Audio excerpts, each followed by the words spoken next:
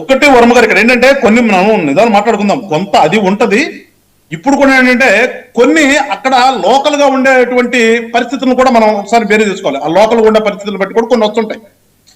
So అసలు నేనేమంటానంటే ఆ ధైర్యం అనేది తీసి పక్కన పెడదాం. అసలు ఇప్పుడు రాజకీయం అంటే తిట్టుకోవటం కొట్టుకోవటం కాదు కదా. రాజకీయాల్లోకి వచ్చేది రాజకీయ నాయకులు కానీ దేనికి వస్తారు? ఏదో ప్రజా సేవ చేద్దామని కదా వచ్చేది, తిట్టుకోవడానికి కొట్టుకోవటానికినా?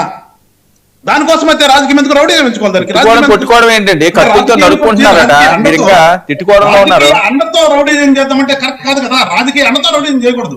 ఎక్కడైతే సరే మీరు అన్నారు గుడివాడ పూర్తిగా నాకు విషయం తెలియదు కానీ ఒకవేళ వాళ్ళు అక్కడ ఏమన్నా గొడవ జరిగి మీరు అన్నట్టుగానే ఆ మాటలా గనక వాళ్ళు గనక పద ప్రయోగం చేస్తుంటే కనుక, పద ప్రయోగం ఏంటండి? కత్తులతో రాడ్లతో దాడి చేశారట. విజువల్స్ కూడా వేస్తున్నారు, మా వాళ్ళు విజువల్స్ కూడా వేస్తున్నారు.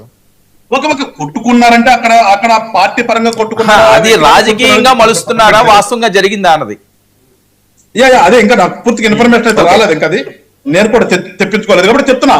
ఇన్ కేస్ అదే గనక నిజమైతే గనక సిగ్గుపడాలి. ఇంకా కూడా ఇవాళ వచ్చి మాట్లాడేటటువంటి ప్రతి ఒక్కళ్ళు కూడా సిగ్గుపడదాం.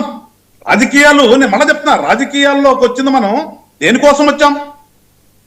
అంటే ఈ రాజకీయ అండ తీసుకుని ఈ కావాల్సిన వాళ్ళని ఇప్పుడు గతంలో అది చేశారే కదా. వైఎస్ఆర్ పార్టీ మీద అభియోగాలు కూడా అయ్యా కదా. గతంలో వైఎస్ఆర్ పార్టీ వాళ్ళు ఆ రకంగా చేశారనే కదా వాళ్ళని అంత డిజాస్టర్